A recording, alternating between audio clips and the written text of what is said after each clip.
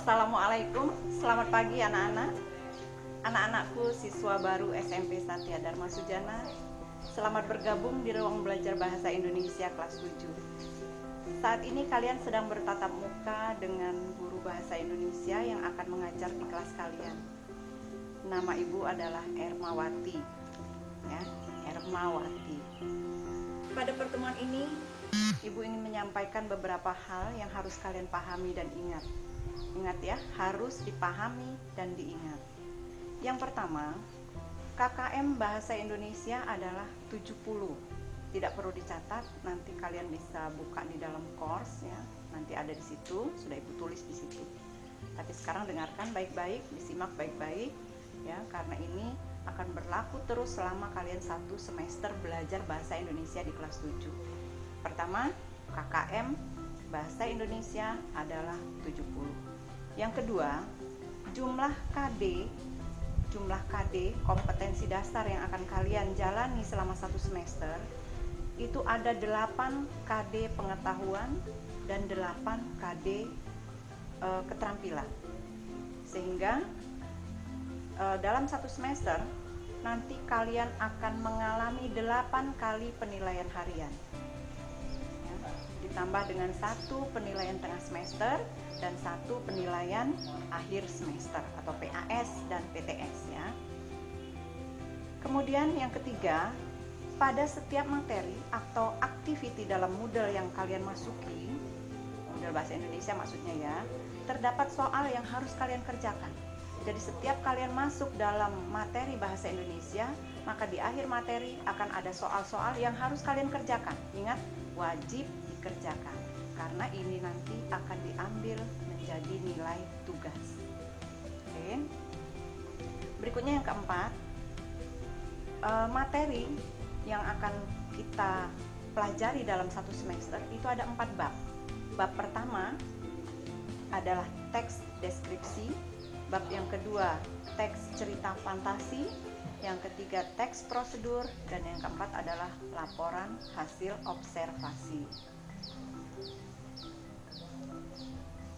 Berikutnya, dalam satu materi pembelajaran yang kalian masuki di e-learning, itu kalian diberi kesempatan mengakses selama 1 minggu. Artinya, kalian dapat membuka materi pelajaran bahasa Indonesia kelas 7 selama 6 hari. Oke. Setelah itu, tentu materi akan ditutup dan akan diganti dengan materi yang baru. Jadi jangan sampai tertinggal. Ingat, satu materi setelah selesai akan ada pertanyaan-pertanyaan dan pertanyaan harus dikerjakan, karena itu nanti akan diambil menjadi nilai tugas. Dan itu diberikan kesempatan kepada kalian untuk akses selama 1 minggu atau 6 hari. Setelah itu akan ditutup, kemudian diganti dengan materi yang baru. Jadi bagaimana kalau ketinggalan? Maka kalian akan kehilangan 1 nilai. Paham? Berikutnya yang keenam, untuk materi pembelajaran yang pertama ini, kalian bisa mengakses mulai selama 1 minggu, dimulai dari tanggal 28 Juli sampai dengan 1 Agustus ya. 28 Juli sampai dengan 1 Agustus. Ini materi yang pertama nanti. KD yang akan kalian pelajari adalah KD 3.1 dan 4.1.